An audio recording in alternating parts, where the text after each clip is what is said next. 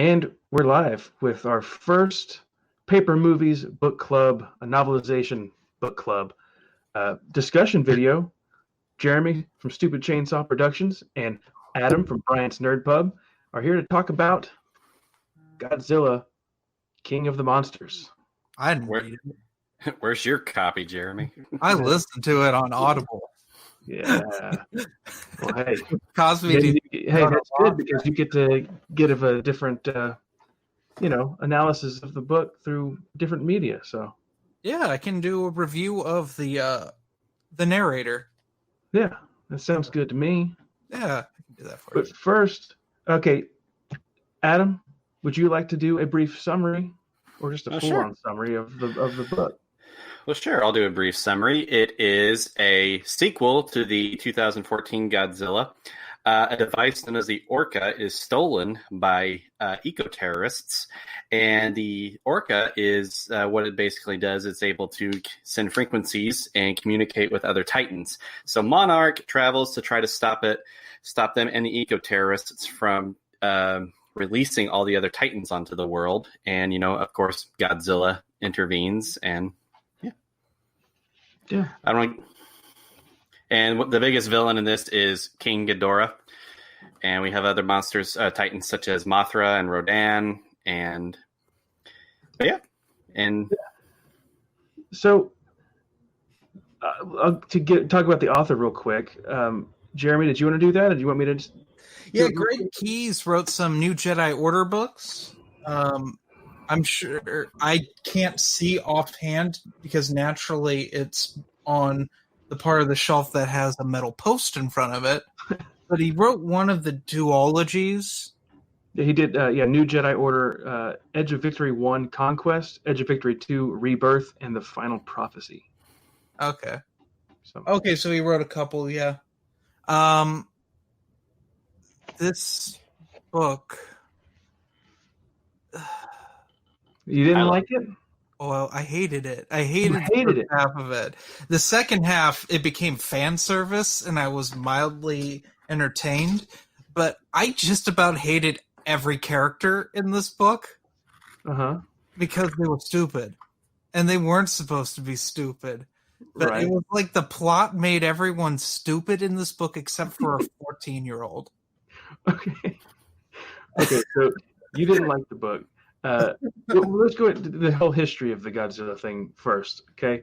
As we had in the comments, Matt says something. He brings up Godzilla 1998, which we did a watch along on Adam's channel last week, which was a lot of fun. Got to watch that 1998, one of the best Godzilla movies ever made, in my opinion, because I've never seen the other ones except for the 2014 version only once.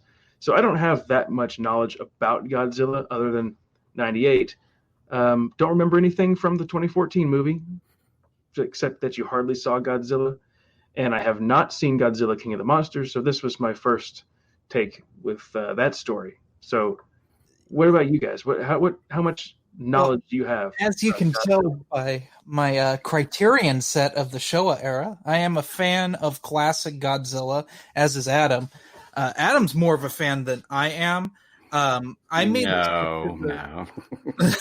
stick to the Showa era stuff, which ends in the mid 70s. Although I do enjoy everything up until Godzilla 2014, which I thought was the equivalent of taking Ambien and being awake and being miserable and very bored with bad dialogue. Because for some reason, Americans have to have some sort of human plot in movies where giant monsters beat each other up. I've never understood that. At least with Roland Emmerich's 98 movie, it was a comedy. And every single character was comic relief, so it made it enjoyable to watch. But, man, I have not bothered to watch a Godzilla movie since 2014 because it was probably one of the most boring cinematic experiences of my entire life. Well, I enjoyed the read. I enjoyed the book. I enjoyed the movie. And I was going to say I liked going through the book and as a Godzilla fan, finding all of those Easter eggs that, kind of pay homage to the original series. But we can get into that in just a minute. But I I really enjoyed it. I liked that the book actually included some brief scenes from that were not featured in the film. Like it gave like some characters, like the character of Jonah, the eco-terrorist, like there's something about him that's not present in the film, and it actually adds like a little bit of, you know, more in depth to his character and like why he does what he does. And I enjoyed that. As for like, it's actually pretty. It's pretty much the movie except for like a few like additions, but I really enjoyed it. I know that at one point we mentioned at the end that like the ending of the book was like very rushed, and I do agree with that. But it suffers from the Alan Dean Foster Force Awakens syndrome, where you just take about 20 minutes of film and you put it in 10 pages. Well, you know, I guess he had maybe a quota, or like, hey, if you get past 300 pages, you better hurry up. I don't know. I'm liking the comments so far. I'm sorry. Yeah, we got some people that are enjoying it. SF Fisher, 1993. He just jumped in, or she. Welcome. I don't know. Said that they enjoyed the said some creatures not in the film were in the book, and Jonah's family life is mentioned. Yeah, that's yeah. I did like that they included some of the other creatures. Like I was wondering if some of the other creatures were, or the Titans were animals from the previous Godzilla films. Like I think one of them may have been. Yeah, a couple of them were. Yeah. Or some things were inspired, because there's something like Anguirus. Yeah, that's what I was thinking. But it's not Anguirus, or it's not named, so it could be. It's like everything but name kind of thing. Kong shows up. Yeah. Yeah, I thought that was really cool, like cameo, I guess, because I did read the Kong Skull Island novelization before I saw the film, and once I saw the film, I enjoyed the book a lot better. Basically, wanted to watch the film just to see all the cool effects, because you know it's like, oh, I got to see giant gorilla walking around an island and smashing things, which was cool. And when I read him in this book, it was like I got all excited because there's, I guess, rumors of a Kong versus Godzilla coming out. That's the next film. And the way that the story goes with this, I'm really curious. The way he's mentioned in here, I don't see how they're going to be against each other. I don't understand what you have to understand. The first time that would be Kong versus Godzilla will be a remake of King Kong versus Godzilla, which was supposed to be Frankenstein versus Godzilla. Yeah, that was at one point. Kong gets struck by lightning and gets more powerful and beats up Godzilla more. Which makes no sense at all, because like, how would a gorilla get more? It's like, if anything, it'd be more like Godzilla would get stronger from that. But yeah, I don't know how they'll even do that, because they pit. It's one thing I like about the book is they kept the King Ghidorah is an alien. Yeah, that was kind of mind blowing for me too. I was like, "Wait, what?" Oh yeah, and then it kind of grew on me. I was going to ask, is it all right if I read some of the Easter eggs that have to do with King Ghidorah? Oh, yeah, we could do some. Yeah. Well, I was going to say, okay. Well, you know how they actually refer to King Ghidorah throughout the novel as Monster Zero? Mm-hmm. Yeah. Well, that's actually one of his original names from the early '60s movies. Yeah, like, his first appearance, he's referred to as Monster Zero. That's actually his first appearance. I'm not sorry. I don't mean to quote. He's going to one up me. I know. It comes to my second one with on page 192. One of the characters refers to him as Ghidra, like when his real name is Ghidorah, but they called him Ghidra, and I was just like, because when Ghidra first appeared, his first movie was called Ghidra, the Three-Headed Monster, and I have it right here. Oh wow! And that's the VHS. Recently, they updated the title to Ghidorah, the Three-Headed Monster. But what I was also going to say was this film. It's actually the same. The same three monsters fighting each other are the same. Like in the original, it was King Ghidorah, Godzilla, Mothra, and Rodan fighting each other. So, and but yeah, I kind of thought that was kind of a fun little Easter egg. But the character Sarazawa, Um, he's actually the name of the scientist from the original Godzilla King of the Monsters movie. He has an eye patch and everything, and he's actually and they make reference in the movie, the novelization, to the oxygen destroyer. Right. Mm-hmm. Well, that was a device in the original movie that was invented by Serizawa, and it wasn't a nuclear weapon. It was more like a chemical agent type weapon. It still killed all marine life, but it more like disintegrated them. But yeah, and those are the first few Easter eggs I was wanting to mention right now. I just thought that those were really cool. It is cool. See, I didn't have any idea that they were going to be doing any Easter eggs sprinkled throughout the book, but it makes sense for. I noticed a weird one, Adam, and I don't know if you did. So there's that one scientist who's briefly mentioned in China who has a twin sister, and they're both interested in Mothra. Are they supposed to be a reference to the fairies that sing to Mothra in Godzilla? That's a thing. That is a thing. That is actually a thing. In the original Mothra films, there were two fairies that were kind of like Mothra's, like, I don't know how you would call it, but they could communicate to Mothra basically by song. And but yeah, they also make reference to that in the film. I don't want to spoil it, but well, hey, but yeah, I want to say that too. We could spoil this story all we want to. So everybody has been warned. That's why we're here doing a paper movie edition. If you got spoilers and you want to just say them. Because I have something to remark on that fairies type situation. When you're done, Adam, I'll tell you. Oh no, you're good. But yeah, they kind of in the film too. They kind of touch on that because they play Mothra's theme song that the fairies would sing to Mothra. But yeah, that's what I was. But yeah, you're right. My problem with Mothra in this book, which I don't know the logistics of everything from the film, how it really works, but Mothra evolved way too fast, in my opinion, to become the giant butterfly or moth, which I found that a little bit goofy. I mean, of course, the book is full of goofy stuff, but it was kind of fun. But I thought that was the only issue that I had was Mothra just moving along way too fast. But when it relates to the fairy thing that you're talking about, it's funny that you say that because like whenever at the very end, okay, spoiler, Mothra gets like vaporized and all the like just like mist powder or whatever. Just I thought it was like a fairy dust like coming down to heal Godzilla, but that's not the way that it really went. So, well, it's kind of funny you mention that. Mothra actually gets her butt handed to her in quite a bit of the movies. Like, she's kind of more, from what I've always saw, she's kind of more as like when other monsters are fighting, she tries to be the mediator, but when things don't work out, then she intervenes.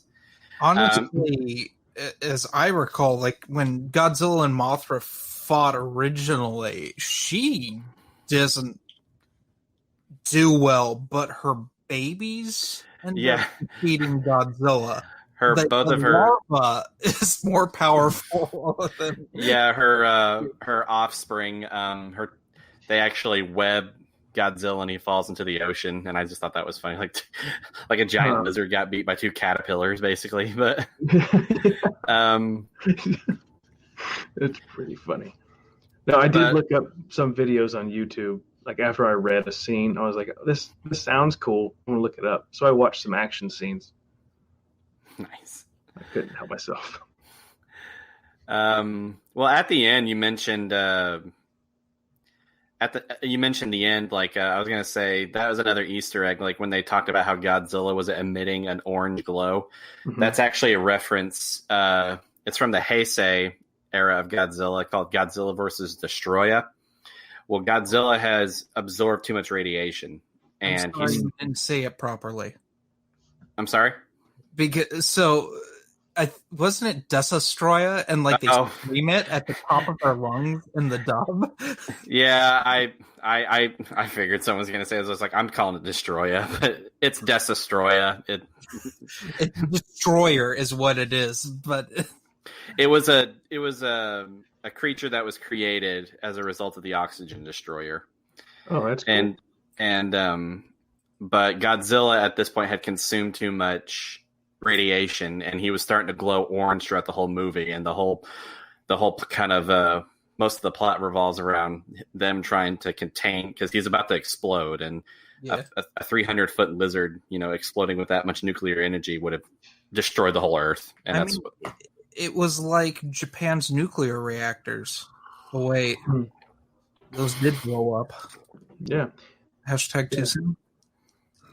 I remember that shifted the Earth's axis slightly after that happened, right? The tsunami that happened after that. Yeah.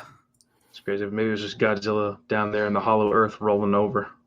Yeah, that was a neat thing. That's another positive. Just the explanation of that. Mm-hmm. Sorry, Matt Wilkins actually just reminded me from his earlier comment. Here's another Easter egg. On page 213, they make a reference to the Loch Ness Monster. Yes, that was awesome. Yeah, this is the second time the Loch Ness Monster has actually appeared in the Godzilla franchise, because in the 1998 animated series that followed the movie, he's one of the villains that Godzilla fights. But yeah, but I'm like, he's way too big. I'm like, I know that lake is big, but I'm like, they call him a mosasaur or something like that, and I watch it like, that's not a mosasaur. That's not even close to what a mosasaur would look like. But yeah, Godzilla made his way to Scotland, and he fought the Loch Ness Monster, and I thought that was kind of a cool, fun little Easter egg. Yeah. Because I also... Oh, go ahead. I'm sorry. No. Go right ahead. Sorry. Well, I looked up some videos, and I think that they said that from the film that it shows like monarch outposts throughout the whole country or throughout the whole world. And I saw like on the map that it said that there was one in Scotland. So that's what I guess the implication is, that to keep an eye on Nessie. Right. Yeah, that's pretty cool. And there was that one, the Kraken that escapes that we never hear about again.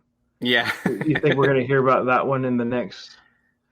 What are you talking about? It's with all the other monsters that start bowing to Godzilla at the end. But where though? In the ocean? I don't know. I don't know. Any sense that they were all over there bowing to Godzilla. Period. I thought that was really tacky. I had to pull over because I couldn't stop laughing listening to the audiobook. Yeah, I didn't like that.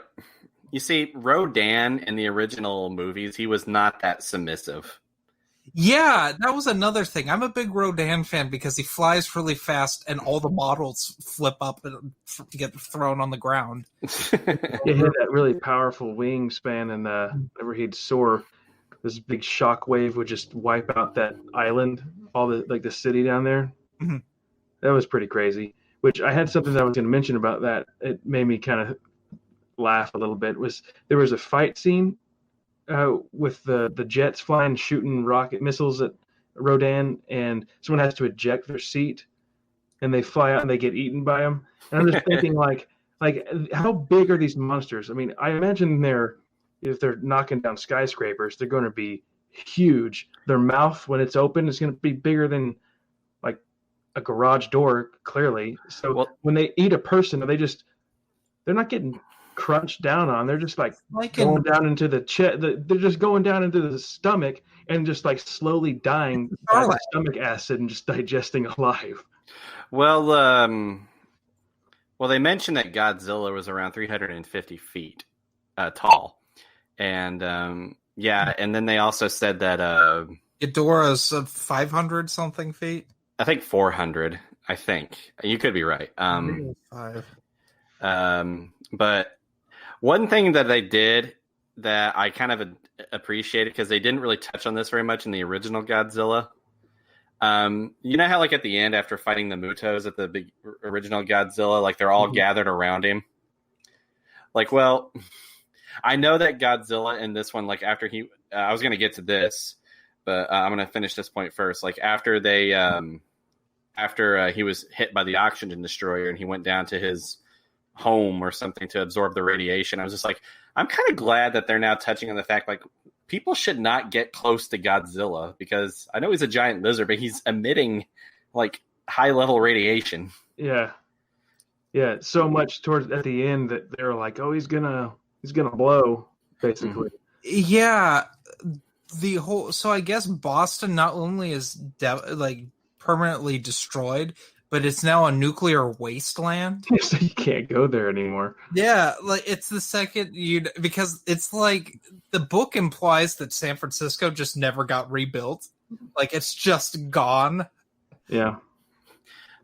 I had what I was wanting to say was, here's a topic discussion that I was kind of a little thrown off from, and this happens both in this novelization and the film. They knocked out Godzilla and revived him by the same means. I know it was different weapons, but they basically nuked him twice. And the first time, I know that the first one was supposed to like destroy oxygen into the water, but I'm like, it's just like, so you almost killed him by nuking him, and then you're gonna wake him up by nuking him like right to his face. Yeah, right. Yeah. I think it is pretty tacky. That's the thing that bothered me too. Is like Godzilla, king of the monsters, sure does get knocked out a lot, and he had to have the people help him. Basically, at the end, he couldn't have done it without the people. So he's really not the king. He cheated. I will say, he almost would have, if they hadn't. I had a friend at work that was complaining about that part in the movie, but I mean, it happens in the novelization too. But he's just like, man, like, just like Godzilla would have killed King Ghidorah if, like, because he had him in the water. He would have actually won if they hadn't have freaking nuked him.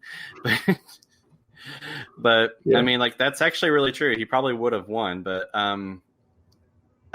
it's kind of a loophole because I'm like, it would imply that King Ghidorah would have drowned, but I'm like, but wait, it's like if he would have drowned, then like how would the oxygen destroyer not have any effect on him? I mean, he was also because he's an alien, and he was also frozen in ice, so he had to have been underwater anyway at one point in time to be frozen in a giant block of ice. His head also grows back. Yeah, well, and apparently, I'm assuming his whole body's going to grow back from one head that they pulled out of the ocean. I was kind of thinking that, you see, he's lost his heads before in the old movies, but they always kind of like, and one of the older, like this poster behind me, in that film, he loses one head to Godzilla, but then the humans actually create like a mecha head. Yeah, he has a robot head. And they kind of control him. And I was wondering if that was what they were going for, is like maybe trying to find a way to create their own Mecha Godzilla or Mecha King Ghidorah. Yeah, it'd be cool to see Mecha Godzilla. He's my fave. He looks like a Megazord. It would be weird. So what with the characters? You guys want to talk about characters for a bit? You mean how awful they are? Well, the one that really irritated me the most in the beginning was Mark. Is that the dad? That's the dad. Maddie is the daughter. Now, I wrote some notes down, so I'm going to kind of glance over and see what they say. But I thought Mark, he's the father of Maddie. He was out studying wolves in Colorado before all this crap went down, and he's definitely pretty far left-wing dude, I guess, because he pulls out a 45. Well, he's not too left-wing, but he pulls out a 45 when this wolf is like staring him down. And then he's like, oh, he knows that I'm pointing a weapon at him. So he holsters his 45. And he lowers and kind of bows down to the wolf in submission. I thought that was really tacky. Yeah, it was. He's not as bad as his ex-wife, who may be the dumbest character I've ever read in a book. Right. I don't remember her name. I don't remember anyone's name except for Sarazawa, and I think that was because he was in the 2014 Godzilla movie. Let them fight. Yeah, he was that guy. Let them fight. Yeah. Yeah. or as I like to call him, the guy from Last Samurai. He also played Ra's al Ghul, the fake one in Batman Begins. But actually, when Christopher Nolan decided that Ra's al Ghul should be called Ra's al Ghul. Yeah, but I was gonna say honestly, I think Serizawa was my favorite, but I'm kind of like, it's kind of hard because I kind of want to agree with him, but at the same time, like, yeah, but these monsters are kind of destroying everything, and I mean, but, yeah, there's some weird stuff that went on with all of it, like the Mark with the weapons, Every member of Monarch is the reverse of what they should be. They are all dumbasses. Yeah. I'm sorry, there's no other word for it. They are some of the dumbest scientists and military people possibly ever. You're taking orders from a civilian the entire time. Yeah. Like, who does that? Also, why does the ex-wife think that letting monsters out will cause the natural order of things to correct? It makes absolutely no sense. Eco-terrorists would do that because they're crazy people and they're eco-terrorists. They kind of touch on some. I'm not going to spoil it for you if you're planning on watching it, but let's just say that at the end of the movie, that is addressed in a way. But that's all I'm going to say. But that's not in the book. No, that's weird. Yeah, that is very in the book.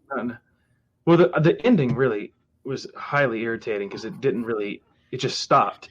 But I wanted to comment too. We were talking about how Emma's mission was so stupid. Yeah, I put Emma's speech that she gives to Mark, like she calls him like through video. It was really tacky. And then like this montage of stuff starts to play, like you get life growing. And the image that I had in my mind was that stupid thing from The Last Jedi when it's like talking about the Force and it goes into the shadow and you see the plants growing. And I think it mentioned that, like, it goes into plants growing and things dying. So you're saying this was written by Rian Johnson? Probably. No, but I just thought it was so stupid. And yeah, she makes this Orca device to reset the natural order. It's like you're using technology to reset the natural order when it's like, hey, people have already. What are you resetting? It was stupid.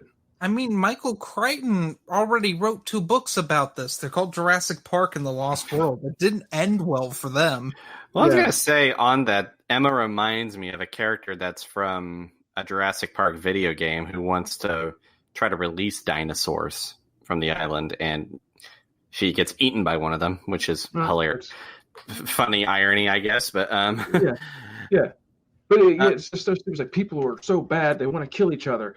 So what's the answer? To unleash monsters to kill everybody. Yeah,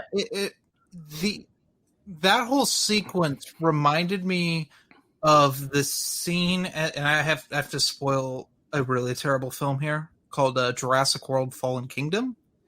When a clone of a little girl won't gas the abominations of nature that are these cloned dinosaurs and lets them go in Northern California, and the movie ends with just dinosaurs running rampant in America. Like, it just felt like that, like in the stupidity department.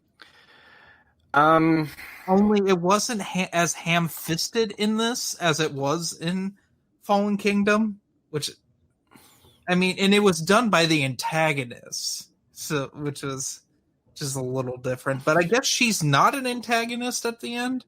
I thought she was.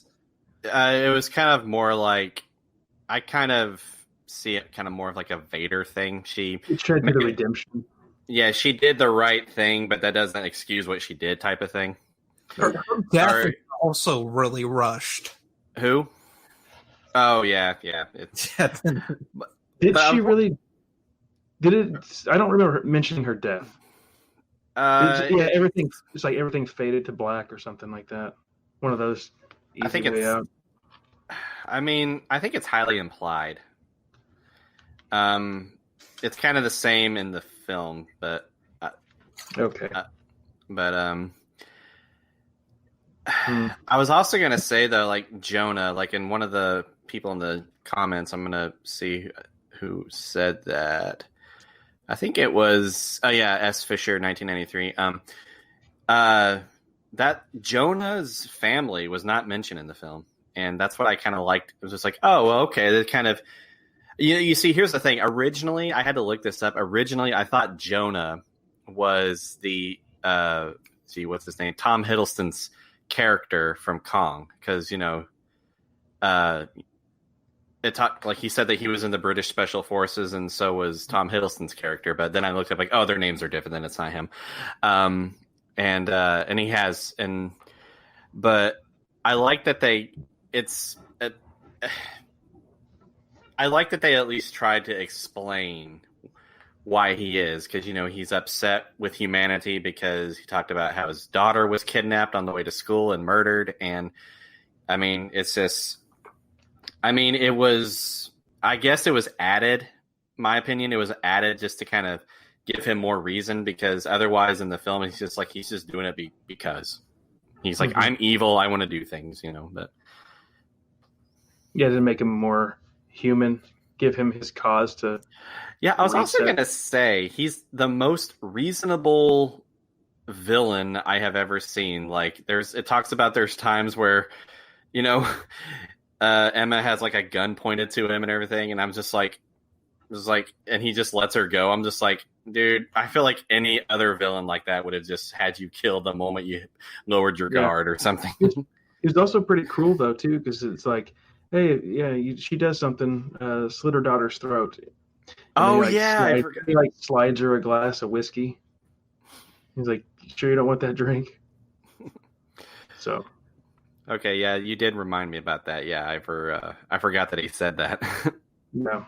Now, the thing that I did not like either, I mean, of course they had to do it for, I guess none of the stuff could have happened without it, but the Argo, the giant flying, the helicopter plane. The what? The make-believe. The Avengers thing I've ever seen. It's like some sci-fi technology. Yeah. In the film, it looks like a giant drone. Yeah, I got the feeling it was going to look like that. Goofy. I mean, they had like other airplanes inside of it and stuff. Those Ospreys, which they were obsessed with those. The helicopters that turn into airplanes. Mm-hmm. Like there were so many of them in this book. It's like the only thing that was around, I guess. It was like they wanted to have their big Star Wars like plane battle. Yeah. And I think it was towards the end. There's a mention of like, and then they ran to the Osprey or something, and it was like, wait, where did that come from? Yeah, I don't remember where that came from. It might have been towards the end, not at the end. But yeah, I remember being kind of confused of like, where did they get that? Just they're everywhere. Everybody's got them in this world. Well, I was gonna say, I was gonna ask Matthew. Like, we know Jeremy didn't like, but I was gonna ask, what did you think of the story? I thought it was, well, first I have to put my mind into the cheesy action film. So doing that, it adjusted my expectations and all that crap. I actually thought it was pretty decent. I enjoyed it. I liked it. Like I said, the characters were all annoying. Yeah. But they had like Mark, he had his moments where it was all right. And yeah, Sarazawa, right? He was pretty cool sometimes. He was probably the bravest person in this one because like to stand next to a highly radiated Godzilla, and I was just like, And he said like, oh, go ahead. I thought it was cool that it like would go through his notes and stuff before certain chapters. There's like from the notebook of so and so, and then there's also like the history. Were interesting. Yeah. And it's like some of them, it kind of was like, what was that, like a real quote, or is that just all made up? Some of it seemed pretty legit. Of actual mythology. Mm-hmm. They're just trying to tie it to big monsters. Right. Yeah, there. I was gonna say that a whole scene where they're traveling underneath to find Godzilla's lair, and it showed that this race of people worship Godzilla like a god. Yeah, I mean, that's actually not in any. That's not from what I remember any other Godzilla movie. And I thought that was actually kind of an interesting touch. Yeah. I mean, I was gonna say. I'm sorry. Go ahead. I was gonna say though, the idea of Monarch's actually not in any other Godzilla movie that I know of. Actually, no, he's not. It's not. But I actually do kind of like the idea of Monarch. It just kind of, I don't know. It just kind of, it creates kind of a cool like subplot because when you go see a Godzilla film, like you're only going to see it because of Godzilla violence and everything.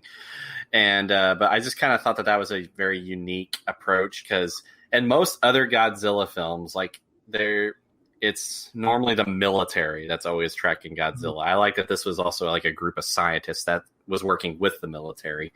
Right. And I'm sure they've had that in several other Godzilla films. Like it's been a while since I've seen them. Yeah, but actually, yes, there has been on this scale. I get what you're saying, Adam.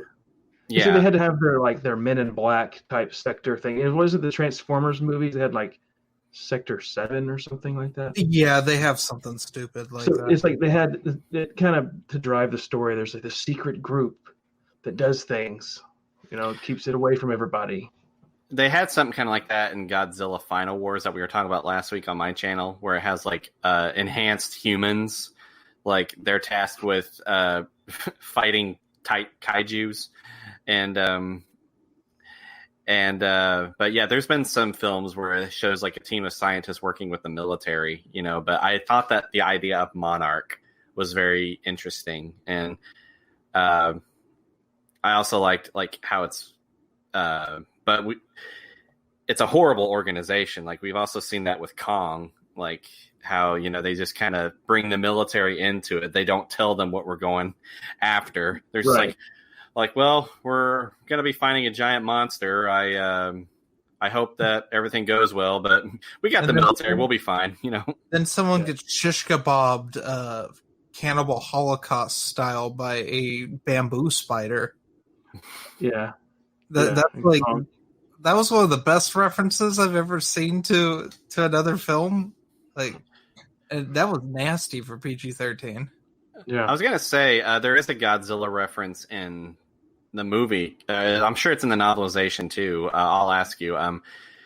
They make reference of like, in 1954 there was a series of nuclear tests. Like there weren't no tests; they were trying to kill something, and that was actually Godzilla that they were trying to kill because 1954 was his original appearance in cinema history. So, okay, I have a note here that it says something I found more unrealistic than the giant monsters, and this is of course according to the book, not the film, because I haven't seen the film, so I don't know how the scene was shot. But it was the fact that Maddie and Mark were able to see each other during the chaos on Antarctica when the monsters are fighting, snow is being blasted around everywhere, the storms are going on.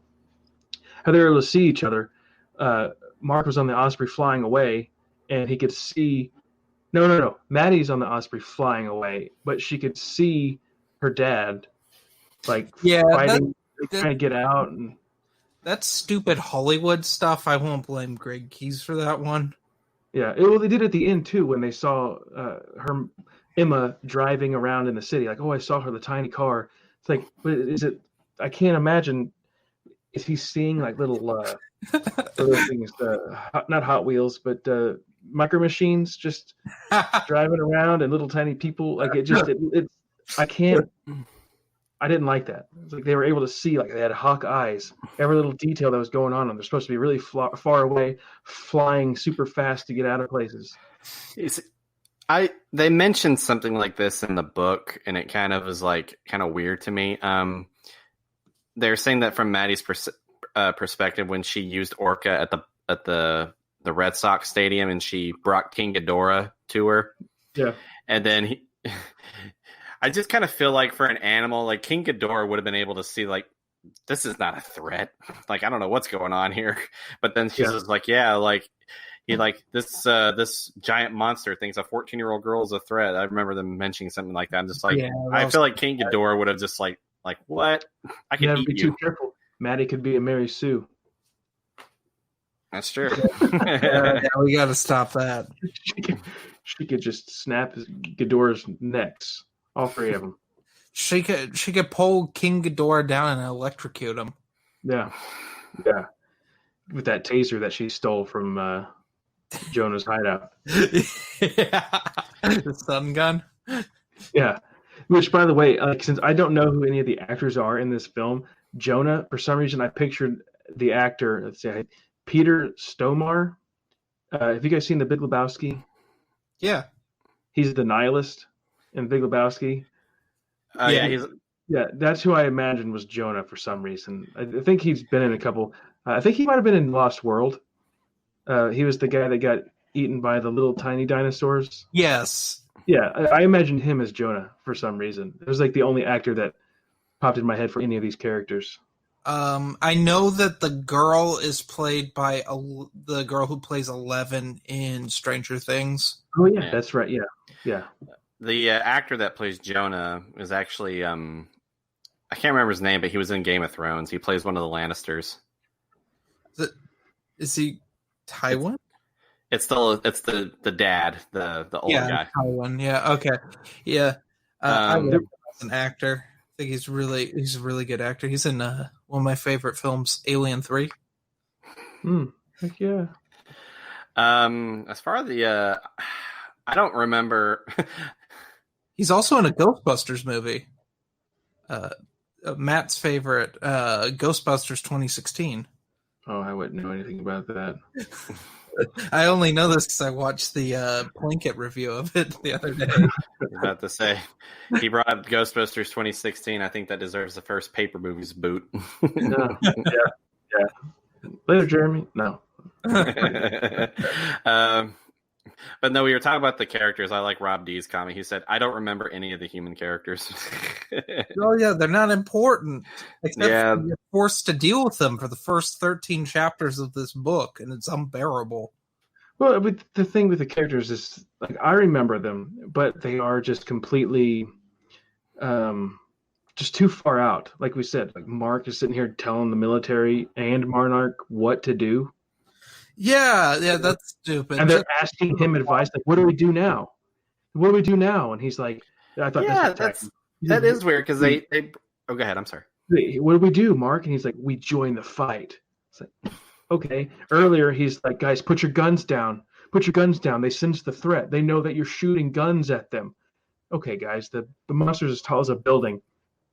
He knows you have a gun in your hand. I was about to say, I think the Godzilla bullet is like a fly. Yeah, not even, like, he just probably doesn't even feel anything. If he's stepping on buildings with his feet, falling through. Stepping with? Falling through. His head? Falling through like buildings and stuff. I don't think he's feeling little pellets. Might tickle for all I know, but it doesn't work. And it's the gun. I think that might be the gun in Hollywood. Well, guys, don't use the guns. They're not going to work, but they wouldn't. But whatever. I don't know. But no, the character. I was just kind of actually surprised they weren't continuing the original characters from the first movie, like that guy from the Navy. Oh God, no! Are you talking the main character, the guy who played Kick-Ass? Yeah, like Bryan Cranston and I think people agree in Hollywood that his face is awful to look at, and they don't want him in their movies. No, he has the most bland face I've ever seen on a human being. He was terrible in that movie. They roided him up to not look like a skinny nerd. I thought it was funny that he played Quicksilver in the MCU with Elizabeth Olsen playing the Scarlet Witch. They're playing brother and sister. Then in Godzilla, they played husband and wife. I thought that was kind of funny. Oh God, it's like I've seen that before. That boggles my mind, Adam. I won't sleep tonight. Well, what's that, Matt? Something that bothered me with towards the end, the house that Maddie goes to. They kept saying it was their old house, the house they used to live in. But she goes to the house and just opens the door, and then looks at. Go ahead. I think to answer your question, I think one of the parents still owned it. Okay, because it says she looks at the picture. She's like, "Oh, it's just a thing of the past or whatever. It's all in my mind." Like, whose house is it? If it's their old house, It's and it's like, "Oh, probably owned by the mom still. I thought it was owned by the dad because didn't the mom live in Tokyo I mean, he yeah, lives or in or Colorado. China or? yeah." Oh, that's true. That's It could be the dad because, like he said at the end, like he never gave up. He still loved his family. He just, fell off the deep end. So he probably did keep the house and just was living in Colorado yeah, doing his thing. So or maybe just went back and forth or something. I don't know. I Yeah. have a favorite line in this book. And What's it's that? actually one of the many soldier characters that suddenly become main characters because they run Mhm. out of main characters. yes, Um, Brooke. And Right. he's like, gee, she ran away. I don't blame her with parents like you. and Emma says, like, "What'd you say?" And he just repeats it again. And then he looks her.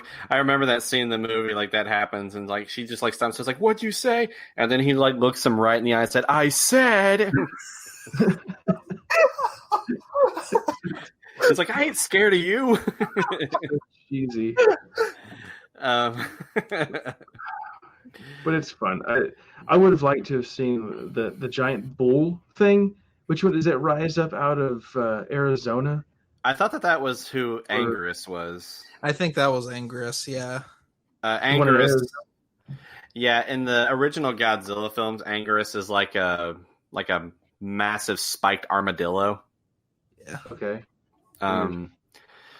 Or kind of like a mix between an armadillo and like a stegosaurus, I want to say. Yeah. Isn't that in the one Godzilla movie where Godzilla and the other monster talk to each other?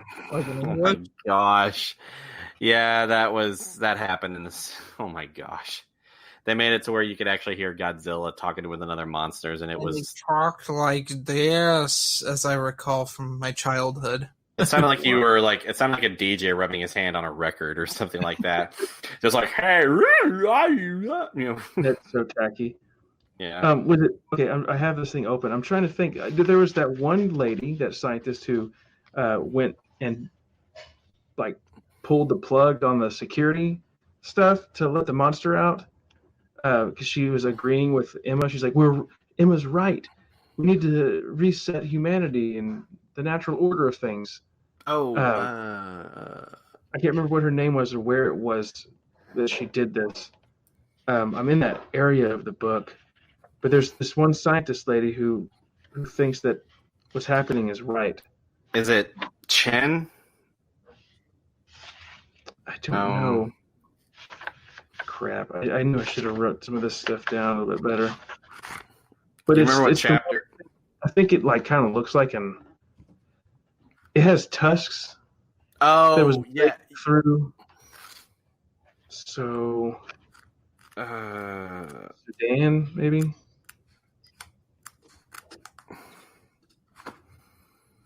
I can't remember either. Do you guys remember what I'm talking about? Jeremy, do you remember? Or are you confused? I think I remember what you're talking about, but I just can't remember Okay. the girl's the person's name. Yeah, but that's just, I thought that was kind of a little bit interesting, is that there was that other character in Monarch that was like, you know what? Maybe she's right. Vaguely, I remember this. I don't know. Yeah. Monarch should be like disbanded for being dumb, or just fire everyone like apprentice style, and then like hire like competent people to run. Starting with that 14-year-old, she'd do a better job than. I was gonna say it was kind of surprising that the kid was actually probably more grounded and smarter than most of the adults. I was so happy that she didn't do some sort of stupid thing and survive because of plot armor. Like everything she does makes sense. It's no Lost World gymnastics kick the velociraptor scene. Like I didn't witness that, which I was very thankful. There is like a deleted scene from the film that after Emma releases the Titans, it shows Maddie like really upset, and she goes up to this random soldier, and this has like boxing pads on it. She's just like beating the crap out of these boxing pads to get her frustration and her mom out. And then that scene of her and her mom arguing in the hallway, saying like, "Would Andrew want this?" Like that took place like right before. Behemoth, Titanus Behemoth. That's the monster. But I'm trying to look through the name here. I don't see it. Mariko. Oh, Mariko. Mariko. Is that right? Marco Polo. I don't know, man. Yeah, and there's like another guy in there. It says Eric is his name. She went up into the ventilation system to fix something. But all she did was like deactivate the kill switch. So she got everybody killed there. I did enjoy the sequence with the Kraken situation, where like they're like studying the vitals and all that stuff, and it was like dead, but yet it was escaping. It like adapted like real octopus do. They just change their body shapes and play weird mind games with people. I thought that was neat.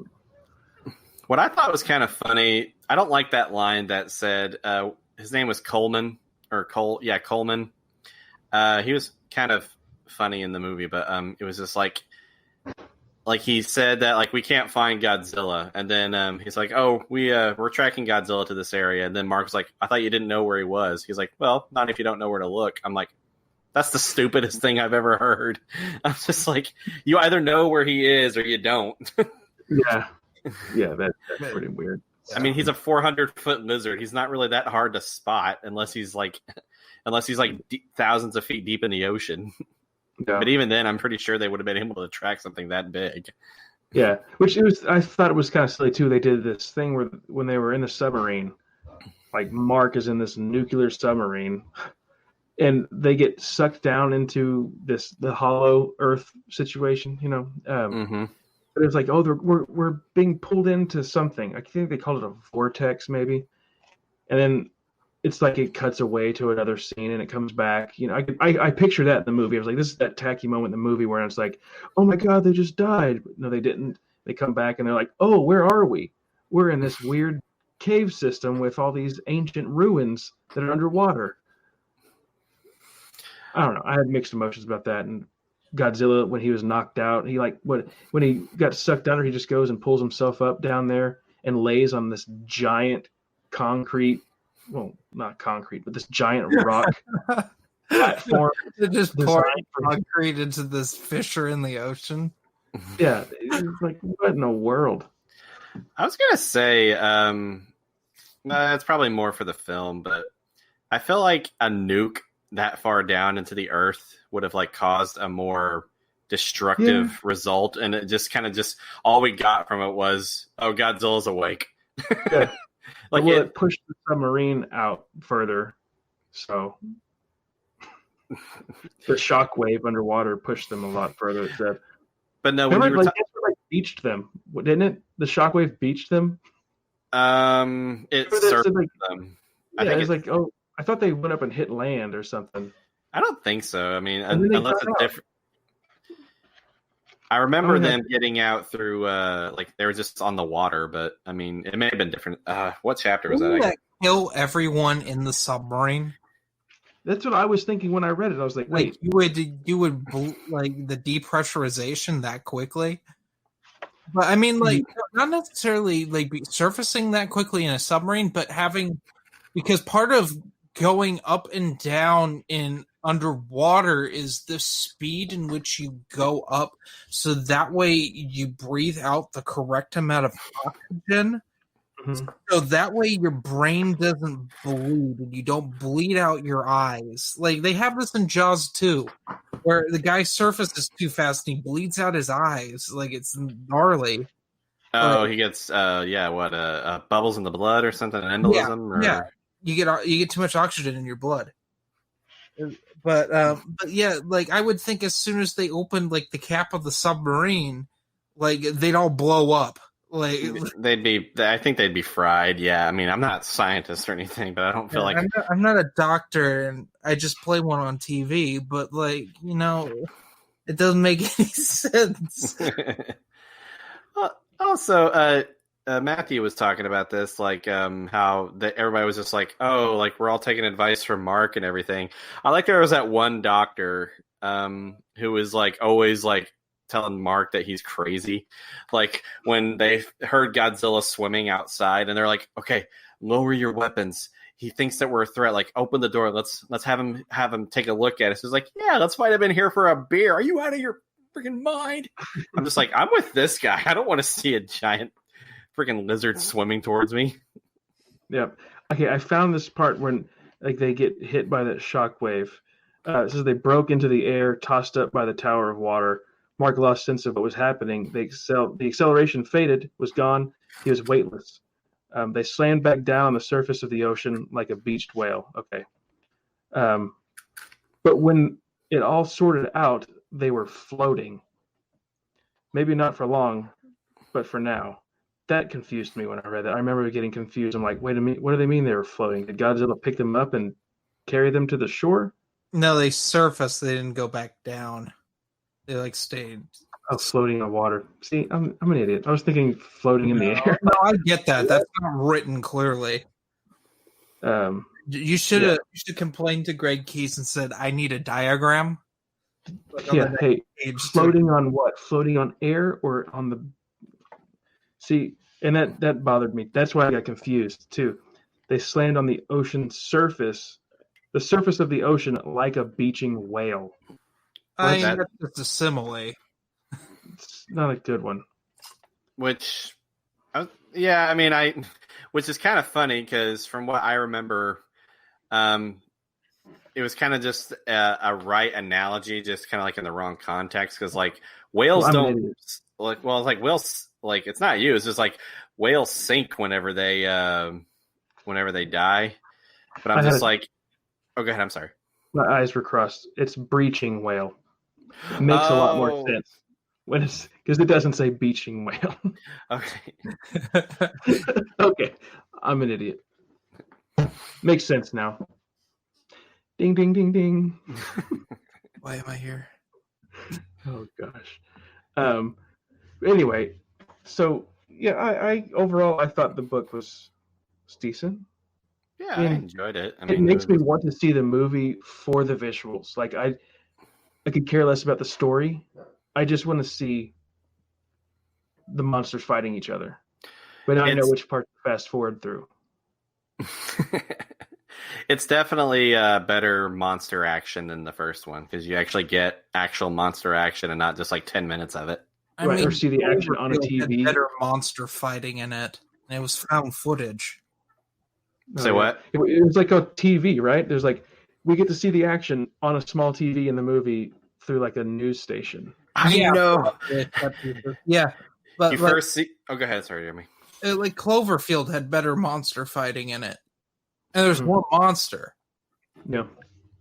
Well, it's also like you first get Godzilla on screen, and he does that very epic roar, and like in the theaters, that was awesome. And then they're like, he roars like, "Oh, let's take you now live to a random small TV, or you can watch all of this." I'm like, I wanted to see them fight. Yeah, that was horse something that I won't say on here. But no, there's that. Oh. I'm sorry, you were talking first. Oh no, it's good. I was just gonna say no. It's definitely more satisfying monster fighting action. So, what did you like better, the book or the movie? I'd probably say 60-40 the movie. I like the visual and the fighting and everything, and but what I liked about the book was I liked that it kind of expanded on a couple of things that would have made some parts of the movie or the characters make more sense. So okay. And Jeremy, since you listened to it on audiobook, how was the narrator? Very good. His women voices were a little lacking, but that's to be expected typically. Yeah. Let me pull up what the narrator even was. Okay. I'm blanking on his name right now. Sorry, I was not. Have while you looked it up, was there music? Not really. No. Okay. It was. Oh God, are you kidding me? You're not going to give me narrated by Michael Braun. Braun. I've heard that name before. Yeah, I've heard him do some other stuff too. I will say, Matthew, the music in the film is amazing. I'll second that. It's pretty good, except for the cover of the Blue Oyster Cult song. That's awful. At the credits, yeah, go Godzilla. I, being a Blue Oyster Cult fan, I don't want the singer of System of a Down covering a Blue Oyster Cult song. But the score, the original score was written by Bear McCreary. He wrote the score for Walking Dead and what was the Outlander? What was the other one that he wrote? Geez, it was some pirate show. I can't remember. Pirate show or movie? Black. I think it's Black. It's not Pirates of the Caribbean because most of those are Hans Zimmer. The bad ones are Hans Zimmer, and then there's one good one by someone else. I'm gonna look it up. But yeah, that's what I got. Bear McCreary, Outlander, Galactica. Yeah, Battlestar Galactica. He did that. Theme from Black Sails. Black Sails, yeah. Black Sails. That sounds like a pirate. Yep, I told you so. You got it. Pirates of the Caribbean, I can tell you that. I guess he did Agents of S.H.I.E.L.D. show. Oh, that's not something to brag about. That's why it's so far down the list. It's like Da Vinci's Demons. But he also brings in some of the monsters themes. Like he's got the original Godzilla march, but he kind of he touches it up a little bit. He had a chorus in there, a vocal chorus in there, and it was great. He does Mothra's theme, and I don't know if Rodan had a theme. I haven't seen the original film. I'm sure he did, but I don't remember it. It was the Jurassic Park theme. No, I'm just kidding. He's a giant pteranodon, so it wouldn't surprise me. Yeah. But yeah, I thought it was good. I liked the book. I liked reading it, and I probably will say I'm probably glad I seen the movie first, because did it add anything to the story for you? Other than Jonah's story, with his family, not really. I mean, It was just most of the other scenes were just I don't remember it showing in the film the other Monarch posts reacting to the Titans resurrecting. It just showed the Titans resurrecting. So okay, it was kind of cool to see the other Monarch posts, but other than that, it didn't really add. Yeah, see, I enjoyed those parts of the book too. When it would go to the different posts and it's the beast is waking up and getting the different reactions from the different scientists and all that stuff. I thought that was pretty neat. Mm-hmm. So I just I can see why they cut that part from the film, though. I guess time wise, they had to be okay, people aren't gonna in the movies. People aren't gonna really want to see, right? The scientists are gonna be hey, show us the monsters, Yeah, and I was wondering about what was going to be in the film when I was reading, because there are a lot of names.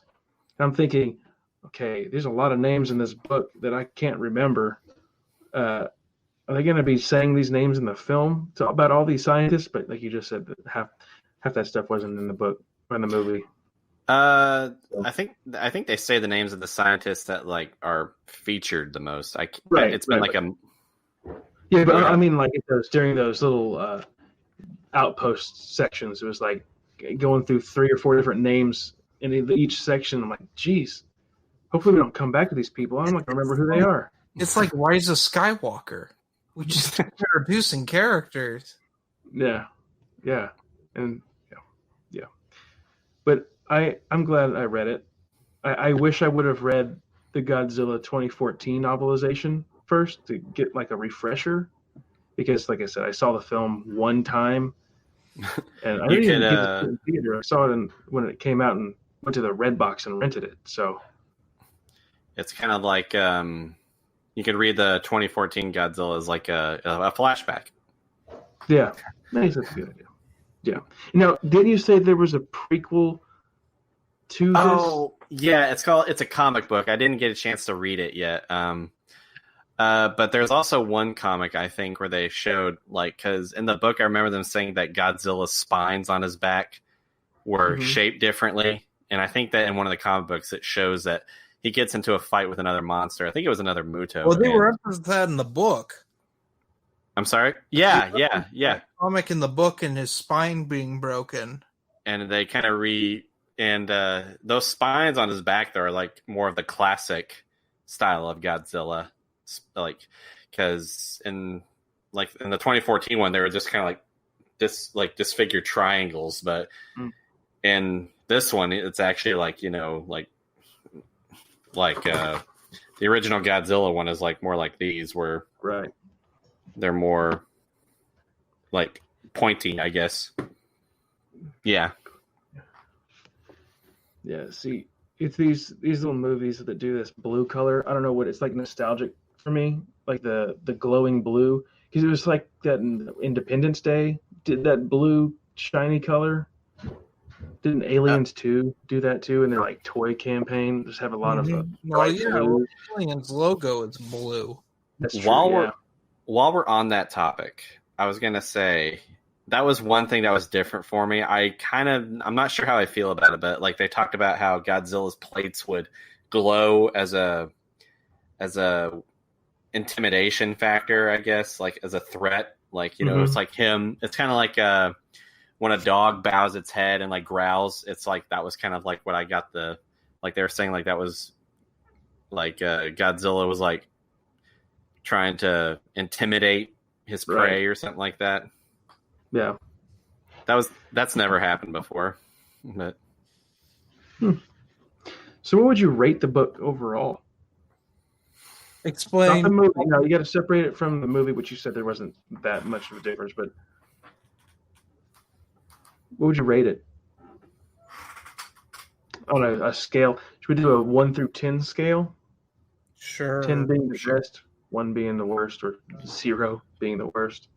I give it 7. 7? Mm-hmm.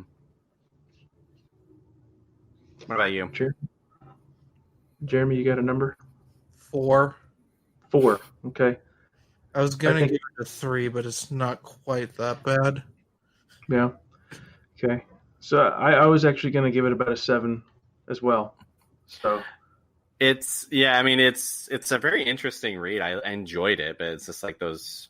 I mean, like there's just like those moments that are just like, wait, what? Right.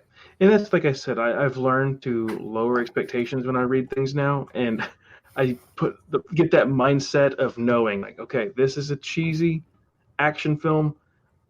Writers of these things, I know how their thought process is going now. I could just lower my standards, and see how it goes. I got a fun question for you guys. Yeah. Mm-hmm. Who do you think is going to win, Godzilla or Kong?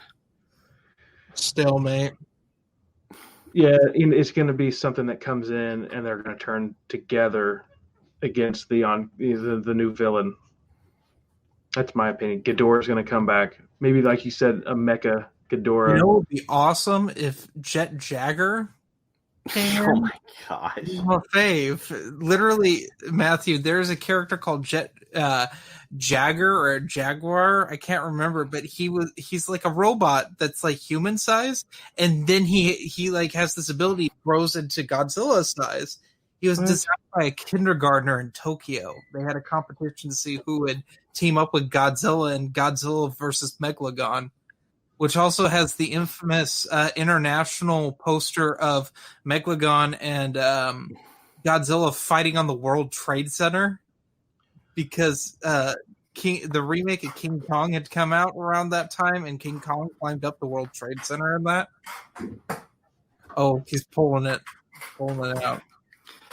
And let's not forget, also in that film was like one of the worst Godzilla films ever, but it's very amusing to watch because there's this one fight move where oh god, yeah, that's right, that's in there. Jaguar is holding one of the monsters, and Godzilla like here's the other monster, here's Godzilla. He just takes a few steps back and he just jumps and he's sliding on his tail like this. He goes. Hang on, I think there's a picture of it in this Criterion release. And like he does it twice, and I'm just like, and we're just watching like, how the heck is that even? It's, I mean, seriously, like after this, look it up because he just goes, you know. That's funny. No, it doesn't. Instead, it has God was it Invasion of the Astro Monsters. Look at this. Remember Godzilla's dance moves? God, I love the 60s. Oh wow! Yeah, Godzilla beats King Ghidorah on another planet. Godzilla's like, yay! The funny thing is, Matthew, they didn't change out the Godzilla costume for the whole Showa era, and you can see it's falling apart. That's sad. There's actually one Godzilla film where he becomes a dad, and I'm just like, and it's hilarious because, I mean, it's funny because it shows Godzilla taking a nap, and it shows his son playing jump rope with Godzilla's tail, and Godzilla's just like, what the heck are you doing? I'm just like, Godzilla's son has some of the worst creature design I've ever seen in my life. I hope they don't. To a small child, and he speaks English. What? Yeah, that. Oh my gosh, Godzilla's Revenge. Godzilla's Revenge is what happens when Toho drops acid. Because doesn't that weird fish mask scene is in that movie? That's Godzilla versus Hedorah. Oh, okay. That's like a fever dream right there. That's where Godzilla goes like eco-friendly, like, and like he gets all Emma on everybody. Pretty much, but in a better way. That's what King of the Monsters was referencing. That character. Oh, actually, that's a fun Easter egg in Godzilla versus Hedorah. Like after man creates this giant like toxic pollution monster, and Godzilla finally destroys it, Godzilla actually stares at the humans like this, like, really. And then Godzilla does that in the movie King in this film. Like after he wakes up, Godzilla's just like just staring. Yeah, and they're all just like, "Hey, sorry, we nuked you. Sorry, we tried to kill you." Yeah, that's funny. I like Rob D's comment like about Godzilla and versus Kong. He said, "It's Matthew Broderick. He comes to interrupt." Comes to interrupt Godzilla and Kong, and they'll team up to kill. That'd be funny. But who would you want to win that fight? Like, I don't think you asked that question. Who would you want to win the fight? Godzilla. It makes more sense. Well, here's the thing. Like, apparently, there's like this rumor that in the original King Kong versus Godzilla film, that there's two endings, and I don't think there is. I highly doubt it. I don't think Toho had the money to do that. Because the two endings were like one of them winning, but I'm like, it would be a cool thing to do. Like now, do like half the theaters, like you don't know which copy you're gonna see. You can get either the one with Godzilla winning or the one with Kong winning. It's like a '60s version of Release the Snyder Cut. Yeah. At least the Kong cut. But I wanted to say Kong cut. Do you care about spoilers for the old film, Matthew? Or are you planning on watching it? I do not care. Okay. Well, and the end of it, it's not neither of them kind of win. It's just kind of implied that Kong may have won because what they both did is they're on top of this cliff and they're crushing this building. They both fall off the cliff into the water. Mm-hmm. But only Kong resurfaces and he's swimming away. And they're making it sound like, hey, Kong won. I'm like, I don't know about that because Godzilla breathes underwater. he probably got away from Godzilla, and Godzilla's just like, I'm just like, I kind of feel like if Godzilla kept him down there for like 2 more minutes, he would have won. Yeah, maybe he just went back to his little altar down there in the Hollow Earth. Well, yeah, in that film, Godzilla was freed from an iceberg. Hey, there's another Easter egg.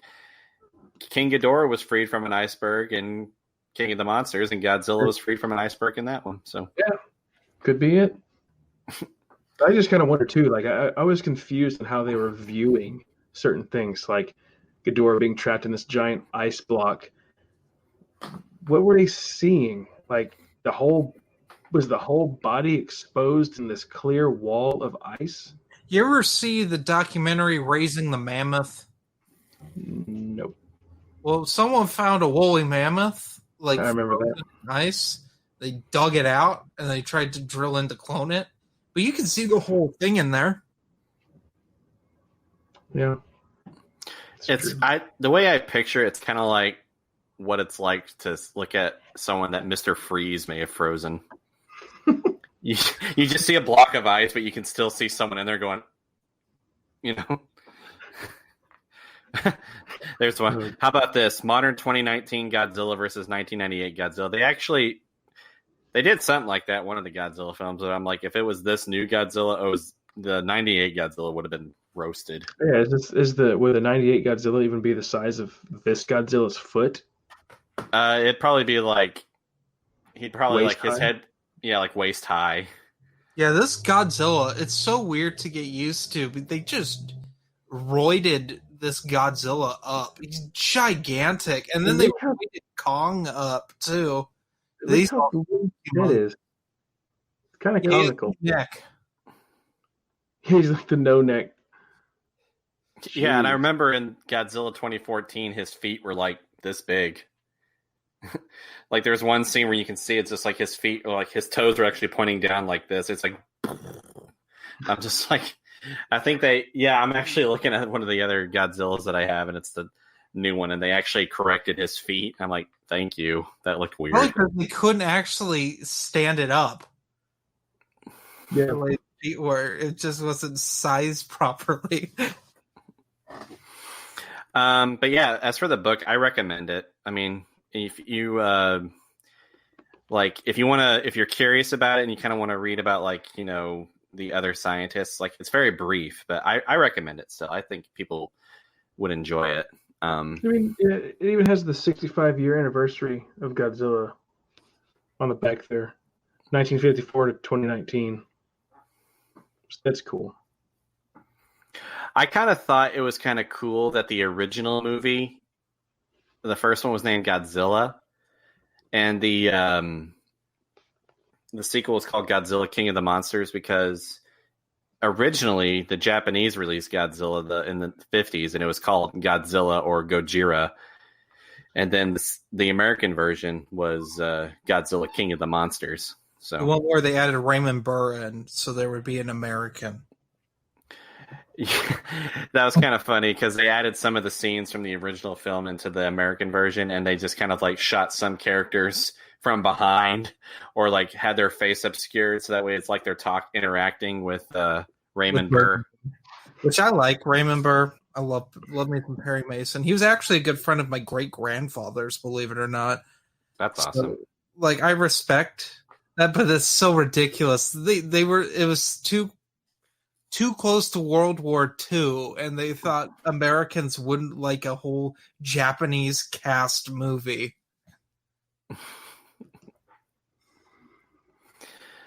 Well, I liked it. I don't know that like I said, I don't know when I'll watch the movie, but I do want to see the visuals. Just don't know when I'm going to go out of my way to get a copy of the film.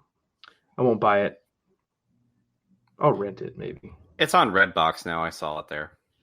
Okay, so if I find it there, I'll rent it. And again, you know, I can meet up with you later. I mean, I have a copy you can borrow if you don't want to spend it. Nice. Must be real nice. I could, if you'd pay me postage, I can probably mail it to you. But I mean, good. It's fine.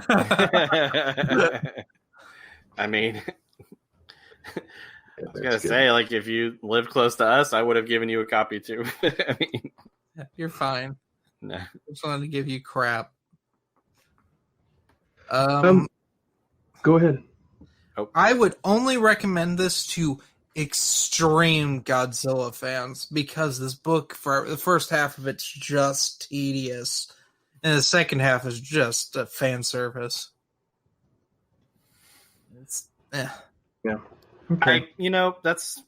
I would agree with that. Like, if it's like a severe, like a diehard Godzilla fan, I think that they would enjoy it. But no, yeah, I would agree with that. But I still would recommend it to everybody. But I think real Godzilla or like true Godzilla fans would probably appreciate it more, I guess is the term I would say. I think, don't more hardcore Godzilla fans appreciate this new thing a lot better than they did the 1998 version? Yeah, but I never understood why. Because that 2014 one is hot garbage. It's not about story anymore. It's about special effects. Well, they barely have the special effects. The movie's the most boring thing I've ever seen. It's an Ambien commercial. I've gotten more out of watching Lunesta commercials. I don't even know what that is. It's a sleep aid. Oh, okay. I did see one Godzilla commercial where he's where it shows him destroying Tokyo. I'm like, hey, Godzilla, calm down. Here, have a Snickers. And then we see Godzilla water skiing, and he's like, That's funny. That's really funny. I want to say before we wrap this all up, I didn't mean to ignore anybody in the comment section. I really tried to focus on the topic at hand. I didn't want to get distracted. So you guys you're not ignored. I'm going to go back and read some of these comments later on. But we wanted to stay on topic and really have a good discussion about what we read. It was a lot of fun. I enjoyed this. I think that's going to wrap it up for the first Paper Movies novelization book club discussion. So thanks for watching us on the first video, guys. Yeah, thanks so much, and thank you. Yeah, next book we're going to talk about. We don't know whose channel it's going to appear on. It'll be another thing at the end of the month. I'm not sure exactly how it'll work in June, because I think the last. I'm trying to bring up my calendar real quick. We'll figure this out, and we'll let everybody know too later on. But we mentioning the book? Yeah, I'll mention the book. The last Thursday of the month in June is on the 25th. So I don't know if that's what we want to do or try to aim for a different day or what. Because it seems like it's going to come up pretty quick. But the book that we're going to be doing next, I'm excited to announce on Paper Movies, is a movie from 1981. And it's Dragon Slayer. Oh, I have my copy. Go ahead. Go ahead. So it's written by Wayland Drew. So you can find these on eBay, very cheap. As little Thank as you. Oh, hey, you're welcome. As little as $1.50, you could find these things. So pick up your copy. I don't think we're going to regret it. If you haven't seen the movie, which I don't think a lot of you guys have, you've heard me talk about the movie a lot. Mm-hmm. So now we're going to read the book. It's got pictures in it. So, and I just wanted to say thank you to Matthew.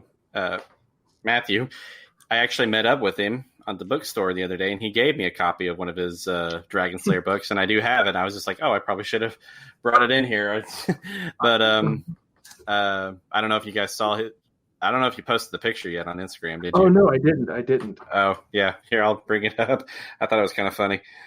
I also need to thank Matthew because he mailed me this the other day. So it was meant to be. Yeah. So it's going to be nice and convenient and easy for us to just go ahead and get started on it. But it's only a 218-page book.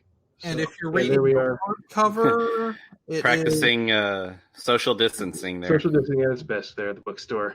That's such a good time. And for those of you reading the hardcover copy, it's 183 pages. Nice. Yeah, but like I said, both the hardcover and the paperback easily accessible on eBay. I'm sure it's many other places online as well. So I will say, Matthew actually recommended I watch the film because I'd never seen it, and I was like, okay, I'll check it out. And I was typing it in on my Roku. I'm like, is there anywhere that's streaming it? I found a streaming app on my Roku that's streaming it for free, and I'm just like, whoa, meant to be. I remember sending him a picture of like, hey, guess what I'm watching? And he's just like, in the message, he's like, yes. yeah, that was good. But yeah, everybody, thanks for joining. I guess we'll talk at you later. Yeah. See ya. So Thank you, guys. Paper Movies. Paper movies. Bye.